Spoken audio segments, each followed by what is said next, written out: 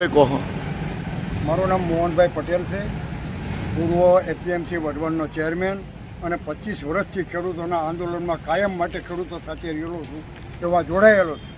પરંતુ હાલમાં ભારતીય જનતા પાર્ટીમાં સામેલ થયા પછી ધારાસભ્યનું કામ કર્યું, લોકસભામાં કામ કર્યું, ત્યારે આ ખેડૂતોનો પ્રશ્ન આવ્યો ત્યારે હું રજૂઆત કરવા ગયો. 300 માણસો લઈને આવેદનપત્ર આપ્યું ત્યારે કે આપણે હવે આ કટ કરી નાખ્યું, નહીં રદ કરી. ફરી પાછું રદ કરી નાખ્યું. તો આ માટે જૂનાગઢની અંદર કોર્પોરેશન બન્યા પછી 8 વર્ષે લાગુ કર્યું. હિંમતનગરની અંદર 11 ગામમાં મહિલાઓ સહિત આંદોલન કર્યું તો ત્યાં રદ કરી નાખ્યું. તો સુરેન્દ્રનગરમાં ખેડૂતો માટે આવી ભયંકર પરિસ્થિતિ ઊભી કરવાનું કારણ ભારતીય જનતા પાર્ટીની સરકાર. એટલે કે અમે પોતે પાર્ટીમાં રહીએ છીએ, પણ પાર્ટીમાં રહ્યા હોય એટલે એનો અર્થ એવો નથી કે ન કંઈ કહેવું. ખેડૂતોની વાત હોય તો પાર્ટીમાં હોય તો પણ કરવી પડે.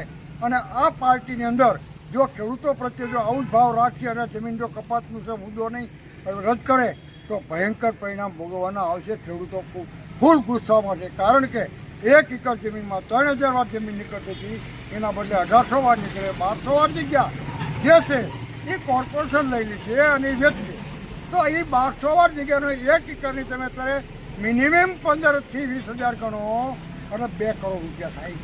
ક્યાં ગામને 2 એકર થાય.